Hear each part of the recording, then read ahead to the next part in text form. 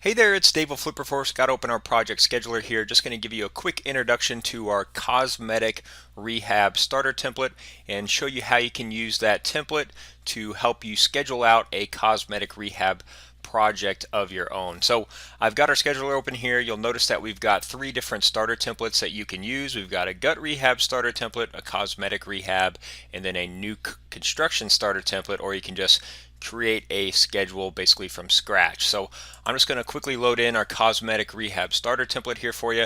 And this is really going to be a cosmetic rehab of a property that's probably about 3 bedrooms, 2 baths, and about 1,500 square feet. You can see we've got it broken down by exterior work and interior work. On the exterior, we're not doing a whole lot. We're just doing some exterior painting, just kind of cleaning up the exterior of the property, maybe doing some landscaping, some miscellaneous stuff like installing a new mailbox or some new address numbers and stuff like that. And then on the interior, we're going to be doing some light demolition, maybe tearing up some of the existing carpeting or flooring, tearing out maybe the bathrooms, redoing the kitchens, but nothing too major. So we're not going to be tearing out walls or redesigning the floor layout or anything like that. So we're really not going to get into a whole lot of rough-in, plumbing rough-in, electrical rough-in, no rewiring, nothing like that. It's going to mainly be cosmetic stuff. So maybe a light kitchen remodel, maybe some bathroom renovations, but then interior painting throughout the property, maybe refinishing the hardwood floors if there's some hardwood floor in there, or installing carpeting and then replacing all of the light fixtures and stuff like that throughout the property. So you can see the overall cosmetic rehab timeline. We've got 32 days, and that is 32 calendar days. So one thing to note is we do have exterior work and interior work starting at the same time. So you'll notice we'll basically, the assumption is that we'll have two crews on the property working at the same time to start the property. So if you are using subcontractors, you'll have your painter out there painting the exterior of the property, and then maybe some laborers or whatnot, landscaper out there cleaning up the landscaping, installing new landscaping, while you've got your other contractors inside starting to do the demolition, maybe doing the drywall patching and stuff like that, prepping everything to ready for getting it painted. You'll get into the bathroom remodels and renovations here, doing the interior painting. Maybe if you're doing a kitchen remodel, it's going to take a little while to get those kitchen cabinets fabricated and then delivered to the site. So you can see how you're going to be down here into the kitchen cabinetry here. Then you're going to be doing your countertop measurement, kitchen flooring once the cabinets get installed, and then really just get into the rest of the other miscellaneous finishes like your carpeting, your countertops, your tile backsplash and appliances, and then finally getting the property ready for your open house. So a couple of things to talk about and consider with this project schedule. So first, again, the work is being performed at the same time, the exterior work and the interior work. If you're not able to do that, basically what you'll have to do is you'll have to start the interior work after the exterior work is completed here. So you can see if we make the interior work a dependency on the exterior work getting completed, that automatically shifts it down line. So we've got auto scheduling turned on here, so anytime there's a schedule impact, it'll automatically shift the entire schedule here. So now you can see that automatically added 6 calendar days, because now the interior work can't start until after the exterior work is completed. Another thing to consider is working weekends. So again, this is 38 calendar days. The assumption on some of these durations is that your guys and your crews are going to be working through the weekend. So if that's not going to be possible for you, if your crews are not going to be working on the weekend, you'll want to hide the weekends and then just make sure some of these durations here, you can see some of this landed on a weekend, so we'll just want to make sure that we adjust these, because once you click hide weekends, it doesn't account for that. So that's just another thing to consider, because obviously if you're losing 8 to 10 days every month for the weekends and it's a 1 month schedule, you could lose 8 to 10 days there, 8 to 10 days on top of your 32 to 38 day duration. That's going to be adding about 25% to the overall duration. So your overall project might be around 45 calendar days at that point if you don't have any crews working on the weekends. Another thing to consider is the permitting process. So right now in this schedule, we don't necessarily have an area for permitting or planning the property. So that's another thing to consider, is this is really strictly for construction purposes. So the assumption would be that you're doing all that planning and all of the contractor bidding and proposals and getting the drawings kind of designed and ready for your contractors, so that way you can hit the ground running. So if you're not able to do that, you really need to add in probably a planning phase to the schedule. So I'm going to add in a planning phase here, and let's say, you can see we added it to the bottom. Let's move that up to the top so it makes more sense. And so let's say that you're going to be doing the contractor bidding, and then drawings,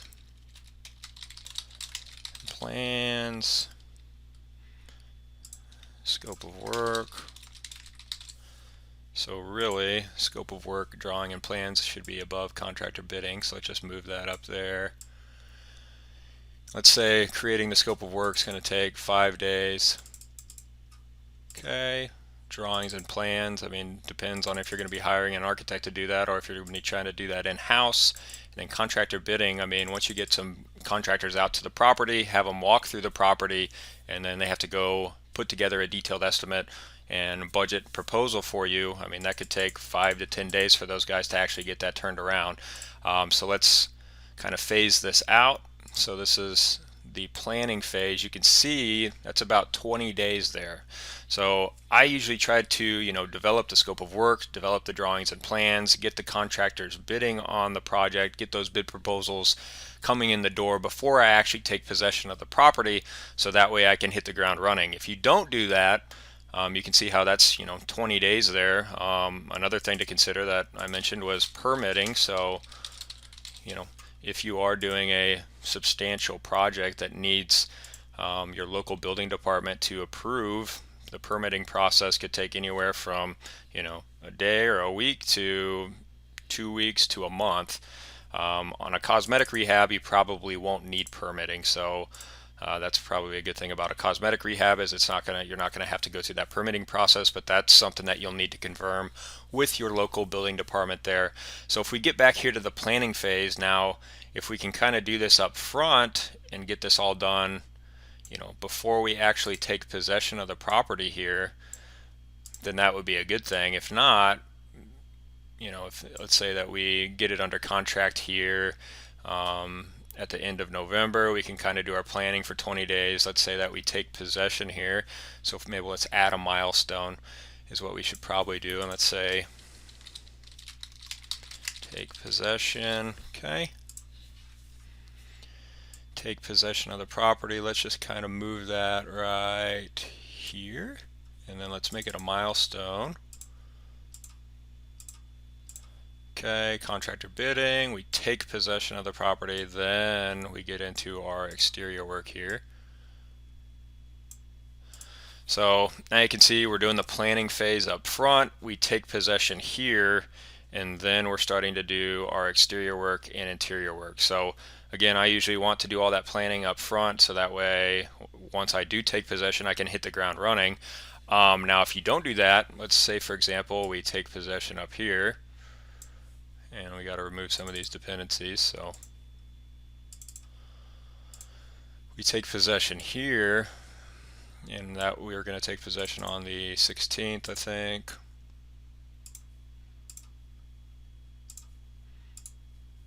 Okay, and we don't start planning until after we get the property and get it under possession. You can see how this is going to automatically shift the entire schedule backward, and now we've just added 20 days to our project schedule, and now our overall duration is 58 days. So again, taking possession or planning your scope of work, getting your drawings, getting your contractors bids, awarding those contracts, or at least kind of figuring out who that qualified low bidder is that you can use on the project is really important to try to get that done before you actually take possession of the property, so that way you can hit the ground running. Otherwise, you can see it's going to automatically add another 20 plus days to your schedule to get all your plans done and get those contractors lined up to start work. So you'll want to do that up front. So now you can see we're all the way up to 58 days because we did a poor job planning it up front. And then I would say, another thing to consider is just your overall project management abilities, schedule slippage, and the critical path. So I guess, for example, you can click on critical path here, and that's going to identify all of the critical items on your schedule. So basically what that means is if any of these items are delayed that are highlighted in red, it's going to automatically impact the completion date of the overall project. So you can see, like for example, on cabinetry and measurement, it doesn't really affect the overall project duration or completion because it's not on the critical path. Same thing with vanity cabinets, there's kind of some lag there.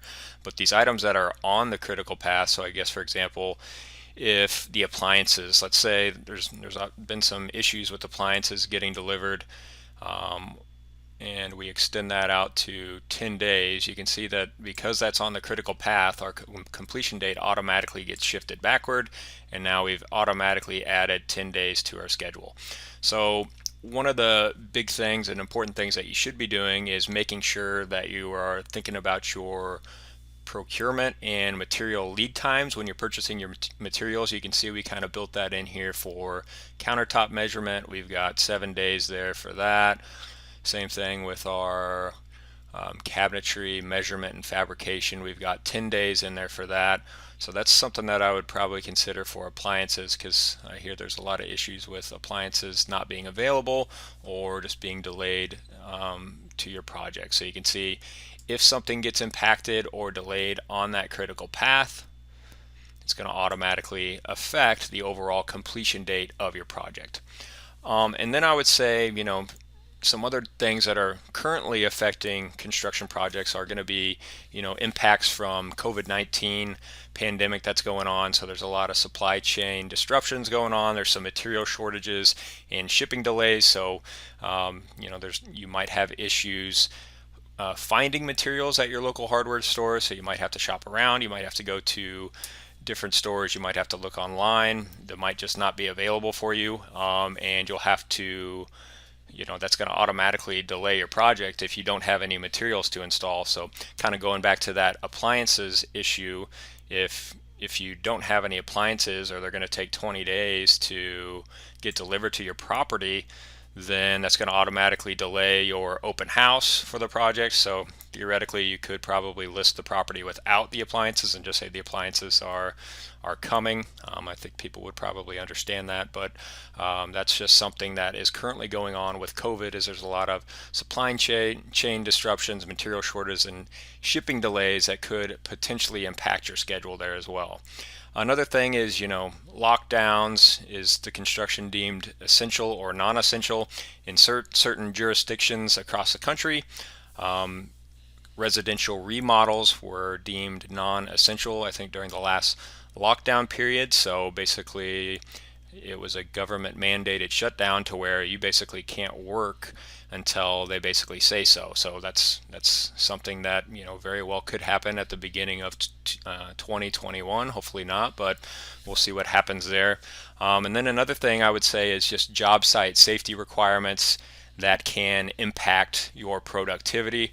So I mean, a lot of the stuff here, I think you could get away with some of the durations that we have in here, but if there are local requirements that basically prevent you from having multiple trade contractors in your properties at the same time, that's obviously going to impact the overall productivity of your project. If you can't have your tile contractor in the property while your plumber's doing some roughing, or you can't have your painter in there while the electrician's hanging the light fixtures, then that's going to be a problem, because some of this stuff is overlapping here. So you can see we've got some tasks that are overlapping on our schedule, and if you can't have those trades in there at the same time doing that, then there's going to automatically be a delay there that's going to impact your overall completion date. So that's an overview of things to think about with this cosmetic rehab timeline. Again, when we initially loaded this cosmetic rehab timeline into our scheduler, the overall duration was around 32 days. You can see now that we've kind of made some changes here to the schedule. So you can see we added in, a planning phase. So If we didn't have that planning taken care of ahead of time before we took possession, that would automatically add 20 days. And then you can kind of see, if we can't have the exterior work and the interior work going simultaneously, that's going to add another 6 days to the overall project schedule. So some things to think about. Overall, I think you could get a cosmetic rehab project done probably within 30 to 90 days. Obviously, if you have some major issues where you didn't plan it properly up front, maybe you can't get your contractors out there because of poor planning or from COVID impact, stuff like that. That's where I think you could probably stretch it to 90 days. So hopefully that's helpful on how you can use our overall cosmetic rehab timeline to really kind of help you get started, but then customize it to what your project is going to look like there on your own particular house flip. So please let us know if you have any questions.